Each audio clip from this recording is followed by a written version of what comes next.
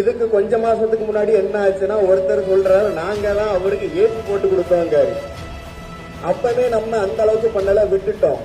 அந்த விட்டதோட விளைவு இன்னைக்கு ஒருத்தன் ஒரு யூடியூப் சேனலை ஆரம்பிச்சுக்கிட்டு ஒரு 4க்கு 4 ரூம்ல உட்கார்ந்துக்கிட்டு காமராஜர் காலத்துல ஊழல் நடந்துச்சுங்க, காமராஜர் ஐயா காலத்துல கள்ள நோட்டு அடிச்சாங்க. நான் ஒண்ணுமே சொல்லல, நான் ஐயா ஆட்சியை பத்தி நாங்க சொல்ல விரும்பல. உன் அப்பா கிட்ட போய் கேட்டு பாரு ஐயா ஆட்சி எப்படி நடந்தது சொல்லி அவரு சொல்லுவாரு. அதுக்கப்புறம் இது என்ன ஒரு காரணம் அப்படின்னா ஒண்ணுமே இல்லை, இந்த பிராண்ட் ஐயா காமராஜருக்கு ஒரு பிராண்ட அவங்க உடைக்க விரும்புறாங்க.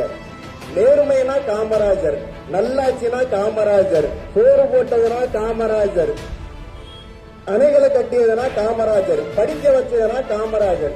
என்னடா எதை கேட்டாலும் காமராஜர் காமராஜர் இருக்காங்களே, அப்போ நான் சார்ந்திருக்க கட்சிக்கு நான் எப்படி உண்மையா இருக்குன்னு சொல்லி அந்த முட்டாரோட ஒரு கெட்ட எண்ணம் தான் இந்த அவதூறு கருத்து.